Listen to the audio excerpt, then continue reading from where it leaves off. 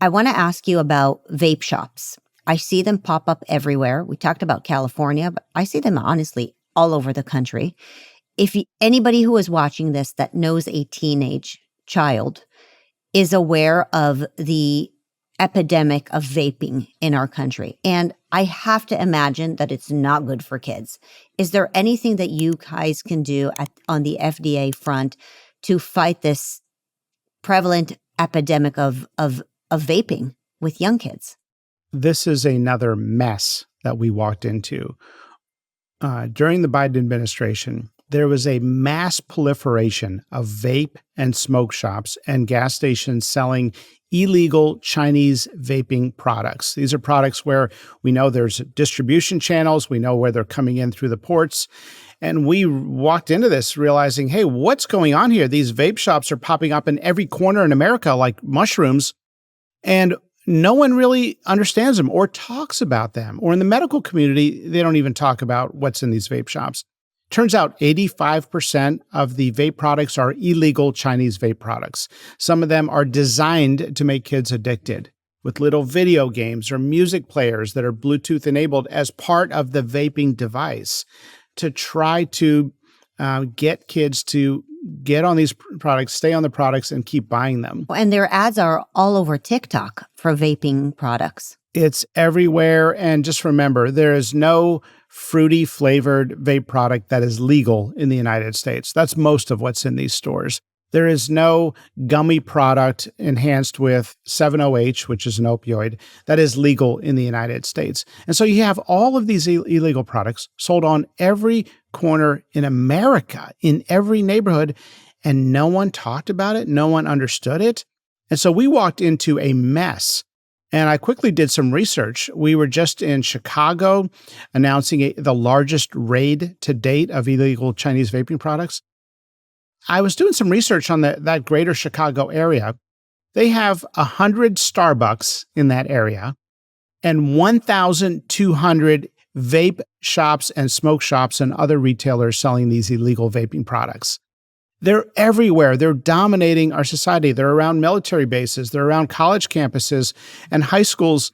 And one of the reasons why we were asleep at the wheel as a medical establishment is that the CDC put out a shoddy study that said that only 5% of young people are using vaping products. And they'll claim that that's the lowest level in a decade. What they don't tell you is the study survey was methodologically flawed. And you talk to any high school in America and they will tell you 30%, 40%, 50% of the kids in that school are regularly using these products. They're addictive. Kids go down the addictive pathway of lying, cheating, stealing, even from their own family and loved ones, of living a dual life. And there are tragic stories of kids that have gone to the hospital because of what's in these things. By the way, a third of them or more may have marijuana, which we know can lead to long-term psychoses and other mental health problems. Especially when smoked during teenage years. Especially, that's the key, because people think marijuana today is the marijuana of hippies. It's not. It's 10 to 20 times more potent.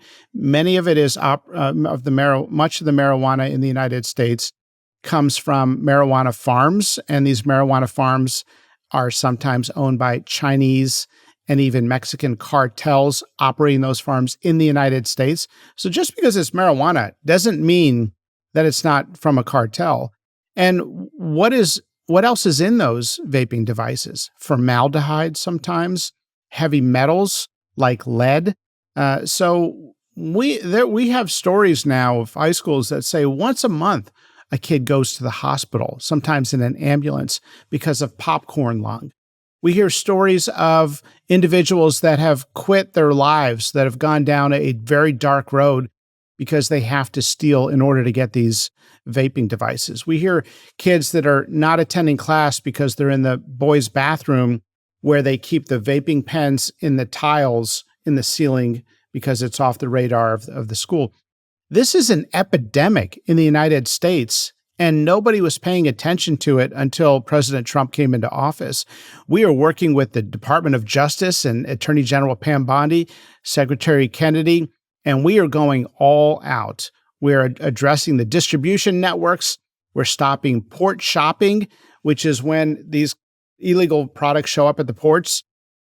The FDA inspectors would, under the Biden administration, they would look at them and say, oh, this is illegal, and put it back on the ship it came in on. And then the ship would go to another port. It's and just called try port again shopping. with no consequence? And yeah, that no consequences, and 100% of it came in. They were laughing at us. And so we're shutting down port shopping. We're addressing the distribution networks. There are raids that are being done on the retailers, and we're trying to educate young people about what's in these shops, and parents and houses of worship and school boards.